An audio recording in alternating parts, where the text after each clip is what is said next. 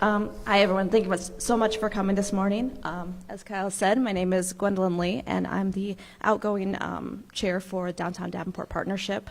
It's such a pleasure today to see so many familiar and new faces, and it's my honor to welcome you for the 2023 annual meeting. I'd like to kick things off with recognizing and thanking our current DDP board, committee members, and outgoing directors. If you're not familiar, our stakeholders come from every walk of life downtown, whether it's small businesses, property owners, nonprofits, amenities, residents, city staff, local professionals, and basically every single sector downtown. So current and outgoing board members and committee members, please stand and be recognized.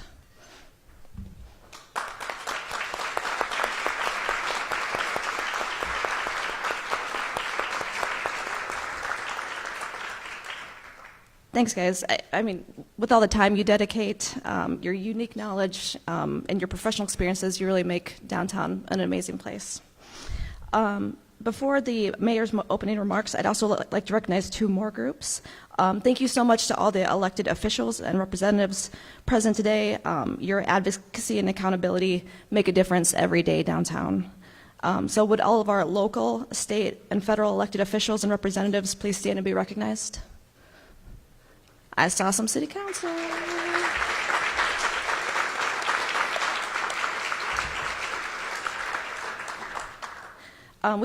Downtown Davenport Partnership truly is that. It's a partnership. So with all of our stakeholders, elected officials, all of our business members, I know that you all work in tandem with DDP year-round to make it a better place.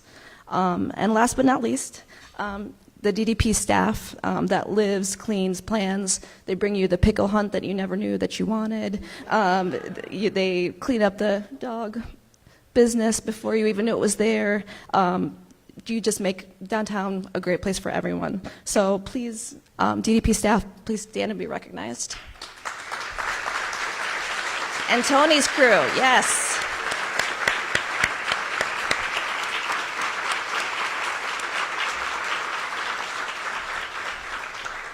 Thanks, guys. Next up, we'll have opening comments from Mayor Mattson. He is out of town and unfortunately unable to attend today, but DDP really appreciates our partnership with the city, and we're pleased to bring you the mayor's pre-recorded comments today.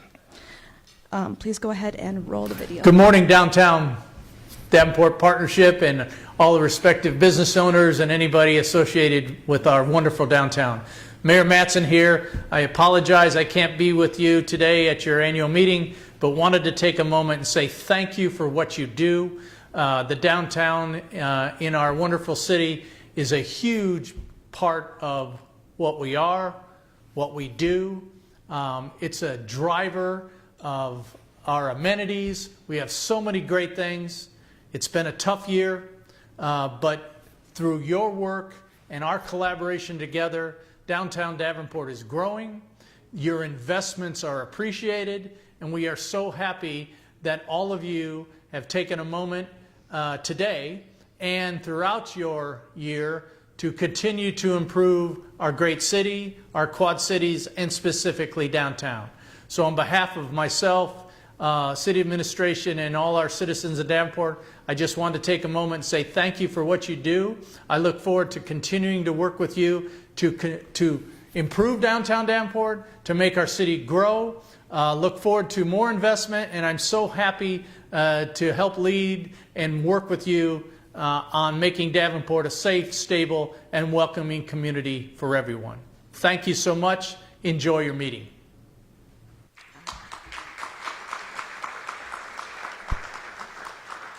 All right, and to kick things off, if there's one person that defines boots on the ground, whether it's downtown Davenport, establishing other downtowns in the area, representing us on a state and federal level, international conferences, being there in moments of crisis to, be that leadership and that advocate that we need. That person is Kyle Carter. It's my great honor to introduce Kyle to give us Downtown Davenport's annual report. Thanks, Kyle. Thank you.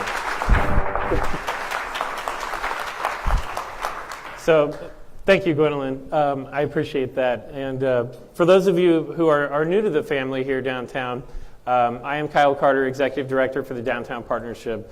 It is my 18th year and an honor to continue to be the representative of those of you in this room who frankly foot the bill and make the investment that make this organization even possible in the first place. I want to start out with the elephant in the room, which is that this year was a year that was very unique. And the tragedy that we experienced as a community at 324 Main is something that we will remember forever, but that we can learn a lot from.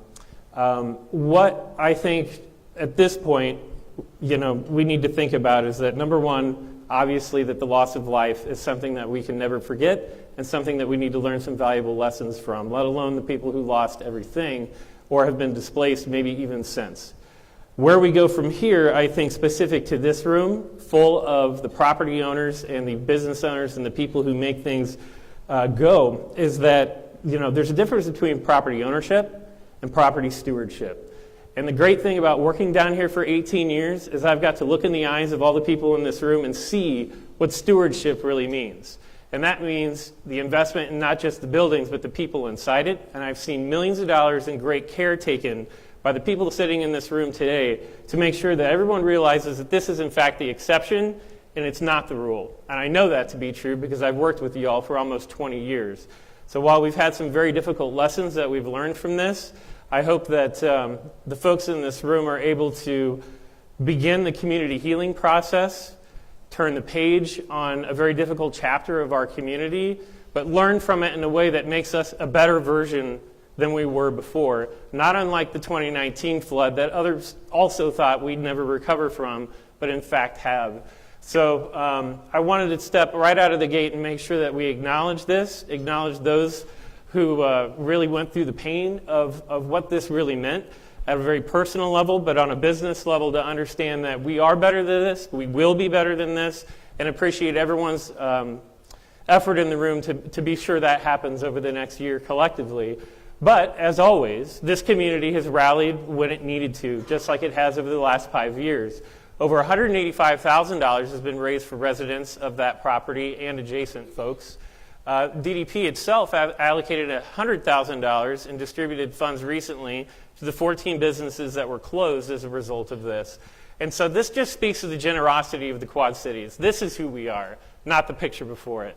These are the dollars and the help that has really mattered to people in this community who needed it, and we raised it when they needed it most. I think we should be very proud of this. While the work is not done, we still have one more fundraiser to go. Community Foundation still has dollars or still has fundraising available for both business and residents. Those are going to close pretty soon. So I would encourage you that if you know anybody or if you haven't donated yourself, there's still time. And I know the folks that have received this funding are very grateful. So with that, I think it sets a certain tone for the meeting today. But the other part that you're going to hear today is that there's been an enormous amount of success. And that while it's been very challenging the last 60 days, the last 365 days has seen an enormous amount of success, joy, progress, and the future is still bright for this community. So one of the things that I wanted to start with was to remind people, like, what are we doing here? Like, what do the people in this room actually do? Well, place management sounds like industry jargon, but it is who you are and what we do for a living. It's merely the act of running a downtown improvement district. So when you guys basically agreed to fund additional dollars to make the world a better place down here, it's our organizational mission to distribute that as fairly as we can and lift all boats. And I want to point something out in our mission statement that gets often overlooked. You'll notice that it doesn't exclusively say that this is for the betterment of downtown. It's for the betterment of Davenport, its citizens, and our entire community. Because downtown is one of the few places that when you invest here, and you know this in this room, it does more than just improve its immediate neighborhood. And that's something that I hope we never forget when we're talking about dollars and advocating at the city level in particular. So what does that work actually mean? Well, there's three big buckets of work. Some of you know this better than others, but it's business and economic growth, building our infrastructure, quality of life, and advocacy and promotion down here. I won't go through all of it. There's a million different things, but we touch all of it. But there's a reason we touch all of it. In case anybody forgot, over 20 years ago, 5 different organizations merged because there used to be the left hand not knowing what the right hand was doing. There was a planning group, there was a bar and restaurant retail group, there was an economic development group, and of course someone who ran our business improvement district. Those were wisely merged with our chamber many, many years ago to make sure that we weren't fighting against ourselves and that we had a unified front when it came to all these different things that you saw here a second ago.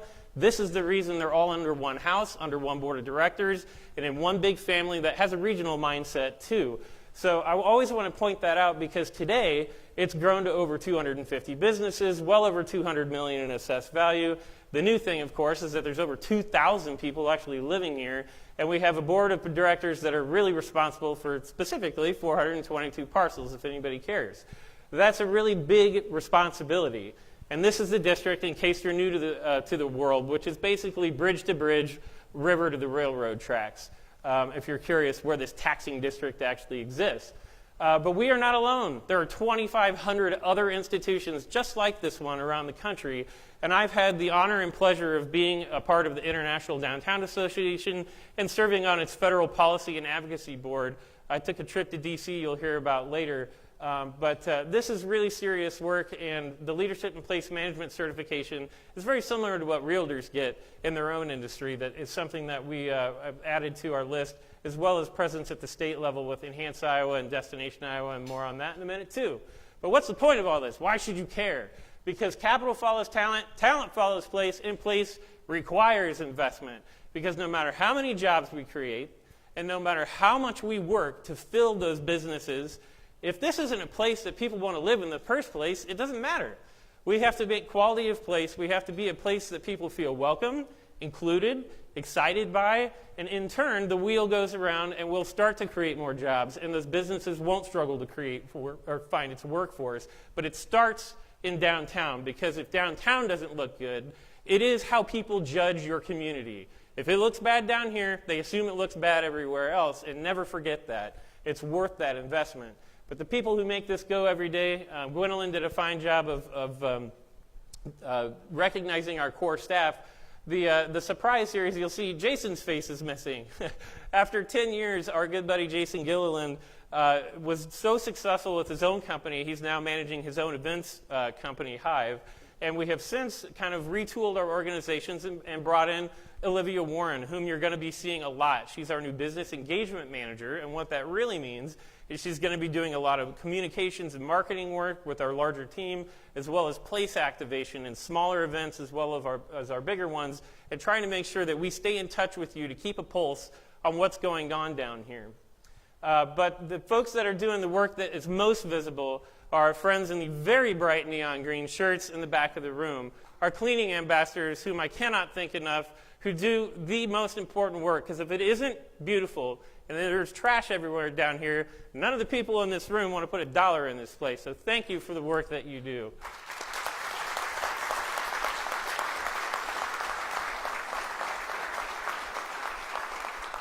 So one quick note on that. This is a result of our relationship with the city. We just signed a new 3-year contract with the city of Davenport to continue doing maintenance work in the Sky Bridge, parking ramps, etc. So kudos and thank you to the aldermen in the room who just approved that contract. It's been a very successful partnership. So on to the first big task of our business and economic growth. First, it starts with our own budget. So this is a little... just to give some context to this, our budget's really closer to about $1.5 million, which you'll see on the expense side of the house. But ultimately, our dollars mainly come from you, the property owners, in the Self-Supporting Municipal Improvement District, better known as the SMID, as well as Rhythm City Casino, who continues to make a huge investment in this downtown's well-being through our friends at the RDA, and of course, City Services, which I just mentioned. The reason that these numbers are 1.7 versus 1.4, it's primarily that events are really not a big money maker. That's mostly in kind that you're seeing represented there. Thank you, accounting people, for teaching me that. But ultimately, the bottom line looks more like this number when you break it down and remove the in kind. But you'll see the balance, that we're a very well-rounded organization for where our funding comes from. So what's staff been doing the last year? So just since October, which is when we decided to start tracking this stuff, these are the number of contacts that the 4 people, well, including Jason, if you count that, made since October of this year. there's an enormous number of volume of calls and emails and contacts that come through this organization. And just wanted to give you guys an idea of the scale of how ingrained DDP is to your everyday lives down here. And thankfully, the master plan was approved by the council and the DDP board not too long ago. And we've seen enormous progress in the first couple of years of this big idea. We're going to get into exactly what all those percentages mean here in a little bit. But this is our guiding star. And whether it was our commitment to inclusivity and being a more welcoming place, to getting our streets more complete, and residential and business, small business and entrepreneurial support, all of that is coming, but it all resides inside this document. We are not just randomly wandering around spending money. It's going in a very particular direction as a result of this. And speaking of money, we've seen an enormous amount of investment this last year, almost $28 million in completed projects, a whopping $69 million that's still under construction, and $131 million still in the works. The number I'd like to call your attention to is that we really started tracking these numbers very carefully about 10 years ago, and we now have what I would believe a pretty accurate number of the past 10 years of over $364 million have been invested down here. Now, I know there's public funds that go far beyond that too, but this is really mostly private sector with a little public sector sprinkled into it. So that's a huge number, and of course, we're cruising toward $1 billion eventually here in the last 20 years, which is a stark difference from where we were in the 80s and 90s for sure. But one of the things that the board of directors approved this year was an economic impact study to better understand how your investment affects the city of Davenport's bottom line taxes as a whole and across the whole city. And you'll see that even though we are less than 1% of the city's land area, we're generating 4.5% of citywide revenue that goes everywhere, that fixes any street, that goes into every neighborhood, and over $7.5 million in general fund revenue that's created. Our population growth has been dramatically faster than that of the rest of the community over the last decade, and we have a very competitive hospitality market. We may have more rooms in the future, we'll see, but the hotel rooms we have are doing well and very important, and provide a very large percentage of the overall hotel-motel tax revenue that's generated. And of course, this was a question a couple years ago. COVID really took the wind out of our sails from a food and beverage sales point of view, but those have rebounded, and they are better than both since the 2019 flood as well as since COVID. But one of the things our friends at City Hall will appreciate is that this is a two-way street. More on that later. The gist of this is that there have been an enormous amount of very generous financial incentives given by City Hall. In return, the private sector has generously invested in this downtown, i.e. partnership. What you see here is the URTE at the bottom, better known as Urban Revitalization Tax Exemption. This is when, for 10 years, they freeze the value of the property prior to its development to give the property owner time to actually make money on their investment before they get whacked with a little bit higher tax bracket. You'll see here that this investment has been working and is working. The amount of revenue that's going to be generated by 2032 down here is gigantic. And it's a result of the partnership of both sides agreeing that it was a good idea for everybody to set aside their swords and figure out how to invest together. This is a shining example of that, and you'll see some other dollars in there. This document is going to be made public, and there'll be plenty of opportunity for you to do a deeper dive on that. But where all that money has gone is actually very balanced. You know, we talk a lot about certain segments of downtown, but the truth is, when you look at the last 10 years, it's been spread pretty well, west, central, and east. And you can take more time with this, on your own, but I think you should take some minute to study the difference between renovation, new construction, and that balance is very interesting for a historic downtown. So 36 new retained or expanded businesses happened this year. So for all the doom and gloom of what it's felt like the last 60 days, again, kind of the long arc of progress has certainly been moving in the right direction. This is on the heels of COVID and 2 floods, by the way. Don't forget that. We've still managed to do that in that circumstance and under that pressure, frankly. There's some really cool stuff in here. Everything from art studios to offices to restaurant, retail, a little bit of everything, because balance is what we're shooting for here. A downtown should be a little bit of everything, and I'm glad that this is a good representation of that. Some of those completed projects we're talking about, it was 13 projects that made that up. The Capitol Theater was one that was very near, One that's very near and dear to my heart. That was 14 years in the making, if you can believe it, since the last time there's been a show there. Having that beautifully renovated, the local folks who did that work, there were like 3 people that did a lot of the plaster work, painting, and they're right here, homegrown folks. That is an enormously important project as far as getting the west side of downtown more activated and alive, especially in the evening hours, even more so than it already is. The Call Lofts, of course, next door. Gwendolyn, our friend at rubberstamps.net, did an expansion with her light manufacturing facility.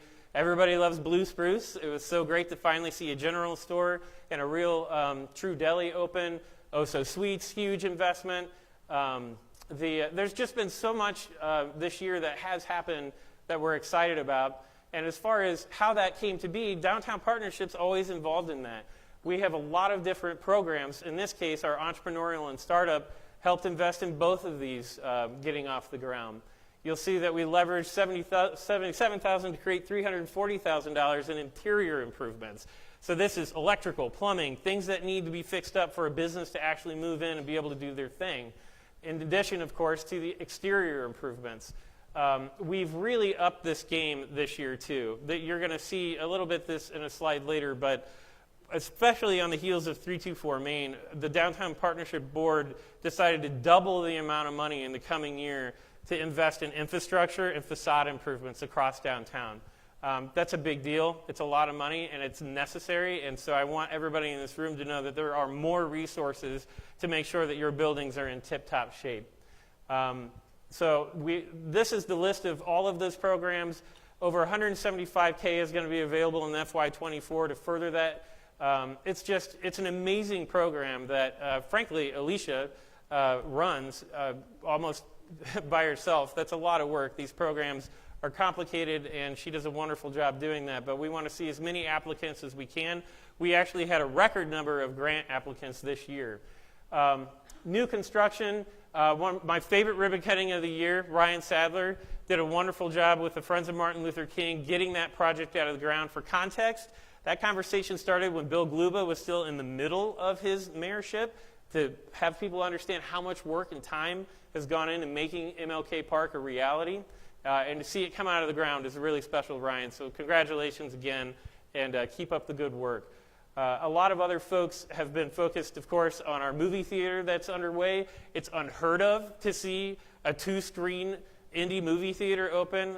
Pete and all the gang that are putting that together, thank you. This is going to be an amazing amenity on the corner of East 2nd Street. The largest apartment building I think maybe ever built downtown, 180-odd units at Federal Point. Our good friends at Bucktown, have you seen the fencing go up? It's under construction. That was something that was delayed by the 2019 flood and other issues, and it's really getting off the ground, and it'll have first-floor commercial as well, which is super exciting. A lot of people don't know about the Garrison. That's the old wood fire space. The gentleman that's investing in that gutted it and has built it from scratch. It's going to be beautiful and open later this August. That's going to be a real winner when it's done. And, of course, the Bowstring Lofts and 3rd and Main Street. Brand new construction coming out in 3rd and Main, and Bowstring is at 2nd and Western. So that's another historic building that we're going to see come to life. Our friends at Convict Customs, too, are still under construction. They were in the west end of Davenport and moved into downtown this year, and we were glad to have them. Some of the projects that are planned that folks may not be aware of, the former YMCA site, there's a major multi-million-dollar, multi-story project that's still planned for that. It's under contract. We hope that it fully gets funded and off the ground at the end of this year and next year. It's a spectacular project. The YMCA did a great job managing that transfer, basically, into private hands, and we can't wait to see what happens there. But you'll see from the 3E building to a new building, there's a new construction building proposed at 5th and Harrison that's flying under the radar. Robbie, who's the gentleman from American Pickers, is part of that project. Great River Brewery is getting close to rebirth. You'll have to talk to them about that, but it's close. We have Raphael's Emporium on Western. So this is, again, broad spectrum, a little bit of everything, and just wanted to make sure people knew that just because you don't see something happening doesn't mean it's not. So last year we talked about the Western Corridor and where is that going and is it going well? And I just touched on the YMCA site, but when you see that Bowstring is across here, Cookies and Dreams built their cookie factory empire over here. Third and Gaines has been invested in by Jamie Lecandro. We did finish an alley improvement. Second and Western just saw a huge upgrade with the suites. 400 River's not that old. It's still a very new building. And Daiquiri Factory built its empire down the street. Kyle, great job with that. It's been so fun to see that activated. And of course, again, the new building at 3rd and Main. Davenport Apartments is only 1 year old over here. The Davenport Bank Apartments, and of course the Call Capital. And that leaves this big, juicy rectangle right here. The ground transportation site we've talked about many times at this meeting. It is a massive opportunity for development, a full square block owned by the city and EICC. More on that in the future. There's nothing concrete with that, but it is the obvious missing tooth in this Western development. So I hope that we see more chatter at City Hall over how and when we're going to do that, but I know there's no shortage in interest in that site, let alone what we can do going further to the west as all this starts moving toward Marquette Street. So back to the other end of downtown. Do you remember 2019 when we all thought that downtown was never going to see the light of day again? 2019 flooding was over. It was a terrible experience. There are many people in this room it was extraordinarily painful for. And I myself wondered, how are we going to get out of this mess? We should collectively be extraordinarily proud that this is the shining diamond of downtown right now. The streetscape investments that we've made as a community, the new construction of Urbane, the theater that we've already mentioned, a dozen different small businesses, restaurants. We are very close to finishing the other end off down by Dam Tacos and what I mentioned earlier with Great River. This is a spectacular piece of real estate. And we went through the 7th highest flood of all time in spring, and you wouldn't even know it happened.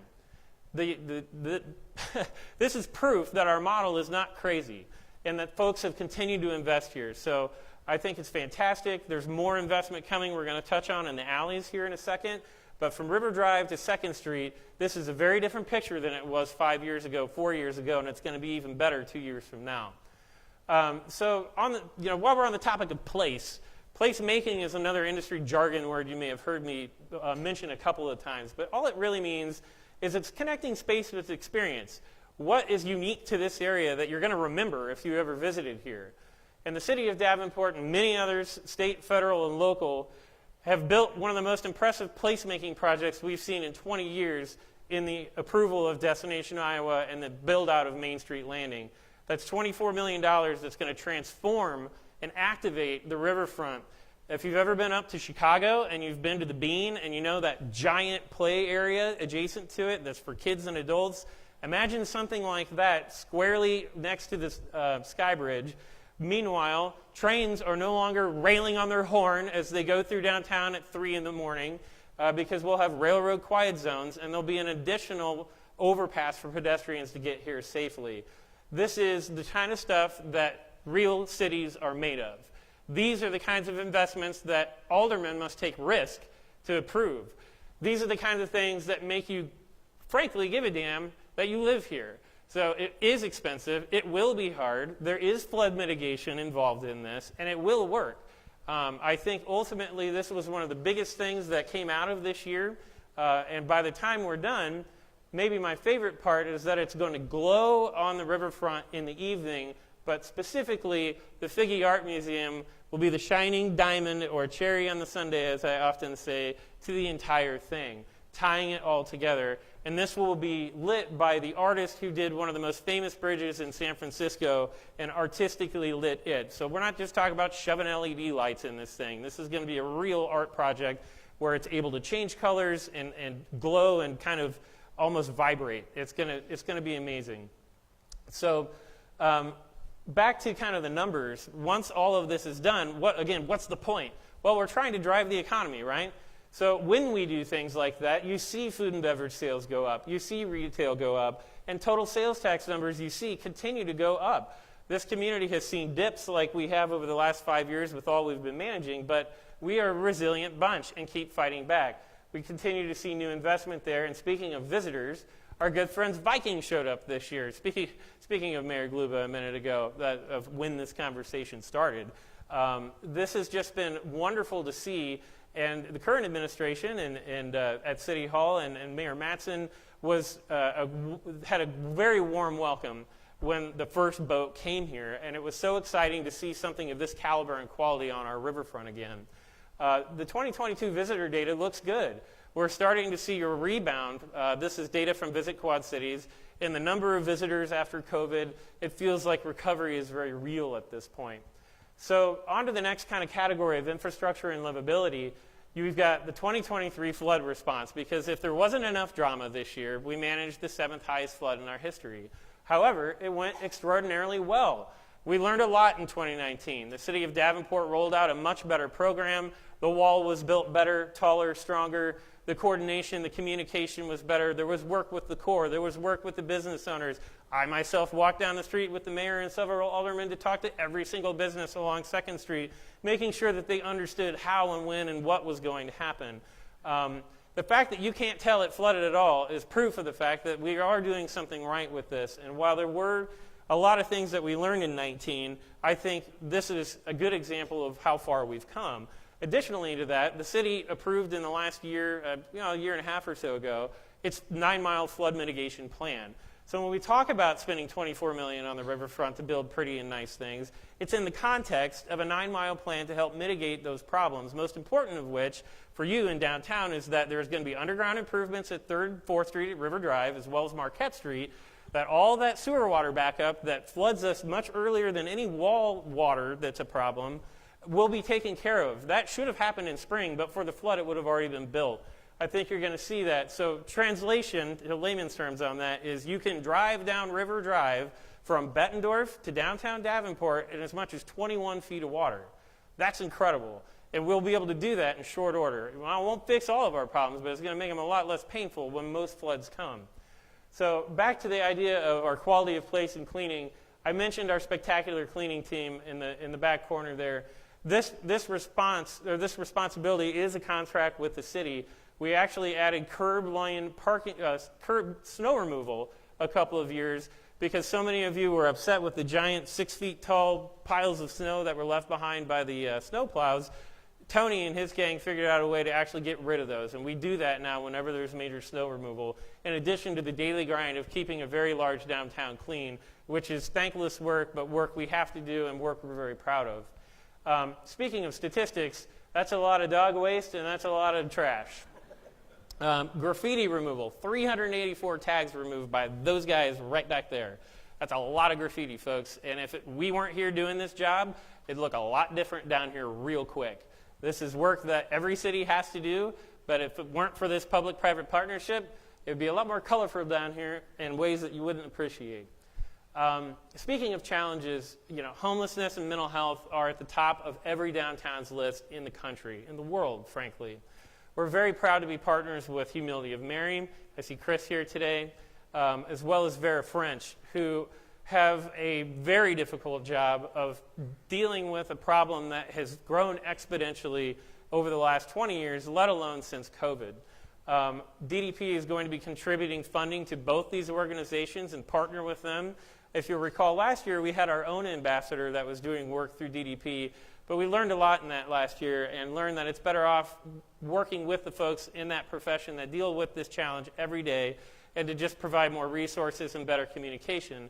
What we're hoping is that at future board meetings and future meetings of this nature, I'll have a slide up here that shows all of the individual statistics of who they helped over the last year, because it's hundreds of people that have been helped by these institutions. By this time next year, you'll see better data about what they're doing to make sure that you understand that that money is being well spent and well invested, because believe me, this problem and this challenge is not going away anywhere in the United States of America, but we're lucky we have two and many other great institutions that touch this and work with this. Part of the other complete street story is just the physical landscape itself. We did see the two-way streets approval, and we'll talk more about it. 2nd Street was resurfaced. 3rd and Brady is going to get streetscaping, and so when I say that, that's new ADA-compliant concrete, brick pavers, flower baskets, light poles. So around Analog and in that area by the office, which is one of our worst-looking sidewalks in downtown, is going to look spectacular soon. We've been doing a lot of alley improvements that I'm going to switch to in 2 seconds. And believe it or not, some of the least sexy work we do is electrical underground, and we've made some huge improvements on that to make sure the lights actually turn on. One of the cool placemaking projects that you're going to see come out of the ground this year is Motor Row in Bucktown's historic district is going to start to see iron archways installed, recognizing its cool history, as well as lighting in the alleys. So you're going to see string lighting installed all the way down Emerson, but we're also going to be doing that in other parts of downtown. The archways, it won't look exactly like this. This is just inspirational, but there'll be something very cool on each end and bookend of that alley. There's also going to be an amazing mural done here during alternating currents, and Emerson Alley is going to be completely transformed. Lighting is also going to be coming to the Forest Block Alley, as well as the old Starting Line Alley, and a couple of others that we're still working on. Speaking of placemaking, we've seen lots of murals, including private ones. Armored Gardens and Devon's did some really cool work on their own. We worked with Quad City Arts to do a brand new mural that you may not have even seen yet on the side of the old Sgt. Pepper's building, which, by the way, our good friend Mr. Pepper finally retired, in case anyone didn't know. And make sure you give him a pat on the back. He was one of our longest running businesses in downtown who did finally hang up the cleats recently. We touched up our good buddy, whom I like to refer to as the Dapper Davenporter, down here in the River Center. And the brand new Hello Quad Cities mural looks super cool too. Obviously, one of the biggest ones was down there at off 5th and Harrison too, with the giant now welcoming you to downtown. So we want to invest more in art. The partnership board has increased its art budget, and you'll see more on that in a minute. So back to kind of the housing and livability side of this, we did build almost 100 units this year. There are 367 more coming and another 320 planned. Residential continues to be the lifeblood of a lot of our activity down here, and it drives our retail and other business as well.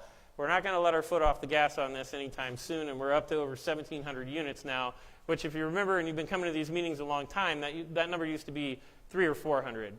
So that's an incredible change. So it wouldn't be an annual meeting if I didn't get to talk about one-way streets. And I am so proud and so pleased with the work that you all did to be an advocate for this. Now, I know it's not universally beloved. I was at the council meetings. I felt it firsthand. Anybody who's willing to go down to the Roosevelt on the West End and just get slaughtered by people, I get it. Not everybody loved this concept. But in the end, this is a goal that we've had for over 20 years. There have been conversations ad nauseum about this. There have been studies after studies after studies. I am proud of the fact that we acted.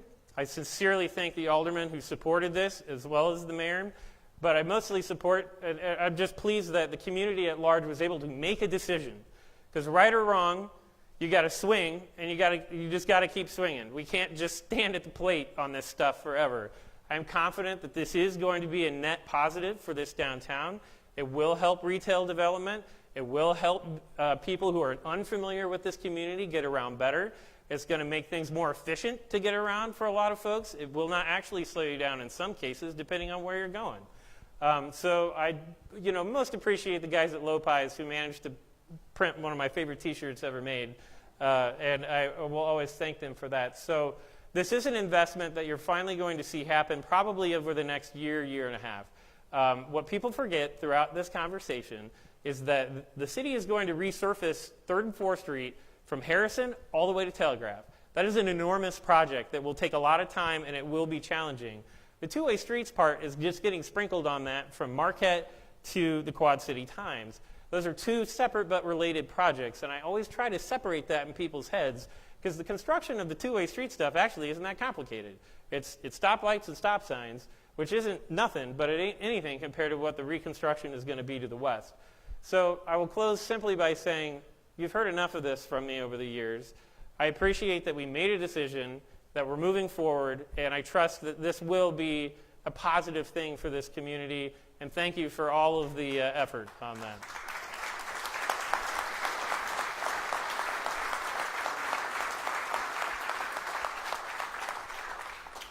So, policy and advocacy, speaking of which.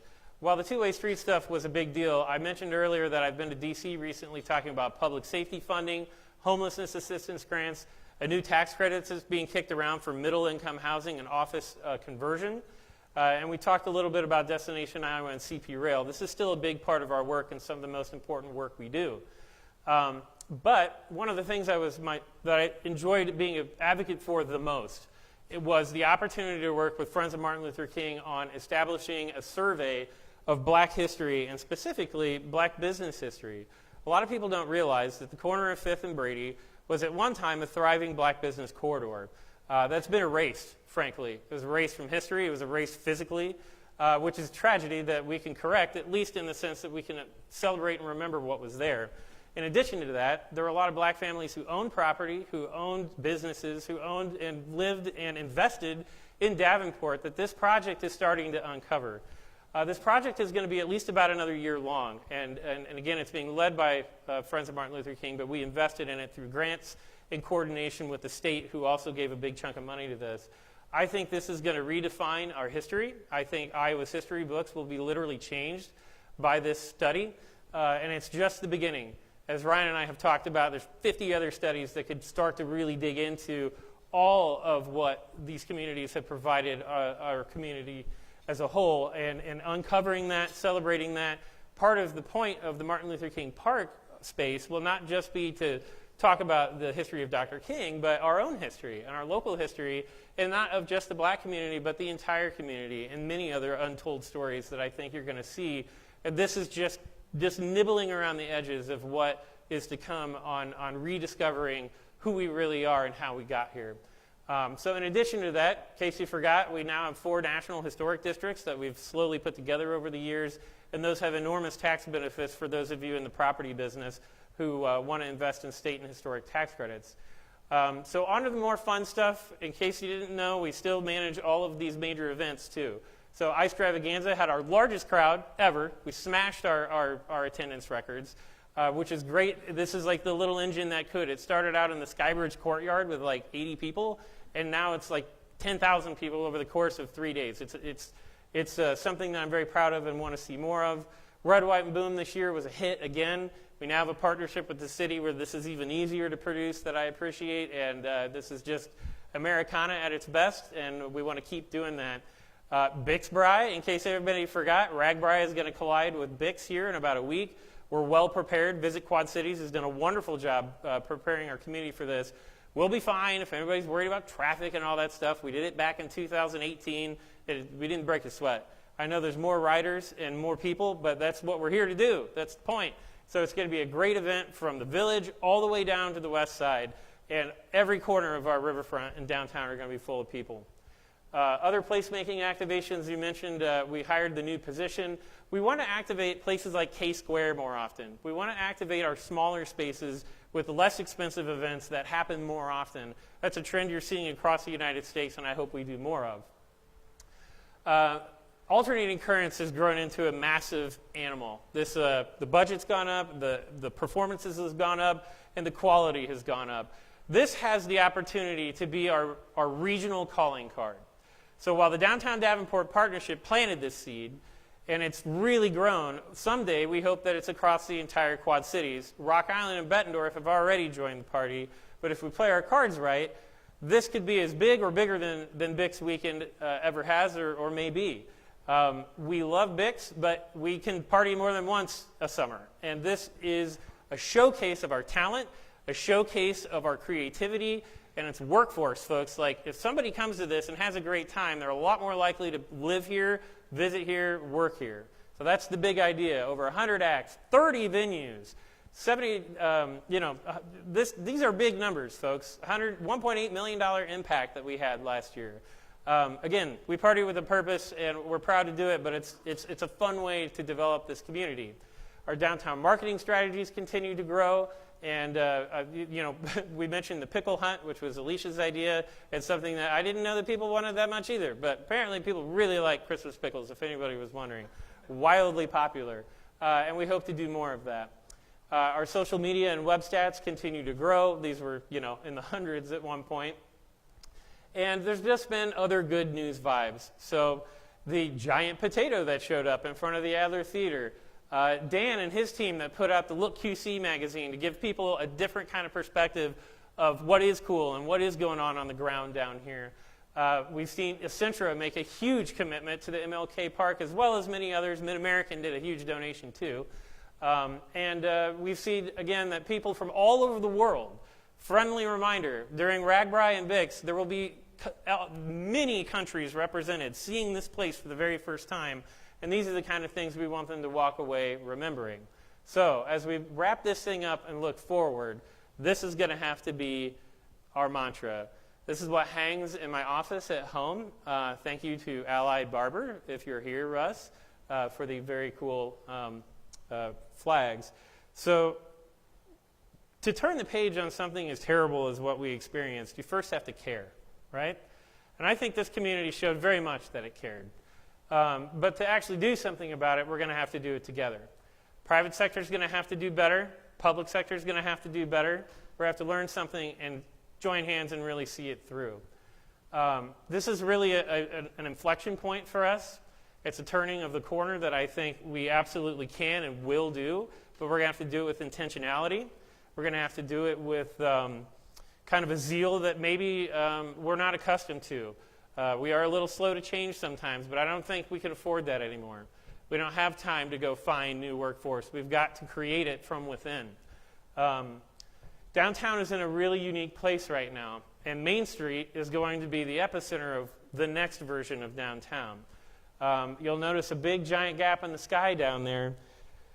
We've got a lot of work to do to make this beautiful, make this active. We're going to have to triple our efforts to plan, work with each other to make sure that what we do build here is worthy of the incredible work that went into the last couple of months down here. But the legacy of this needs to be that we learned something and that we come back better. There will be a brand new building here at 3rd and Main by next year. There will be streetscape plans that we unveil. There will be work to figure out as a community, how do we move forward with this site? All of it needs to be spoken about honestly and carefully, but it's really critical work that you guys are going to help lead. So, moving forward, there's 3 big things out of that economic impact study that aligned perfectly with our master plan, which is that we got to continue population growth, and I'm sure Ladrina will appreciate this. There are not enough bodies in this community to do the jobs that we've got. We have to start making this place beautiful and attractive to everyone so that we can fill all the jobs that all the folks in this room create.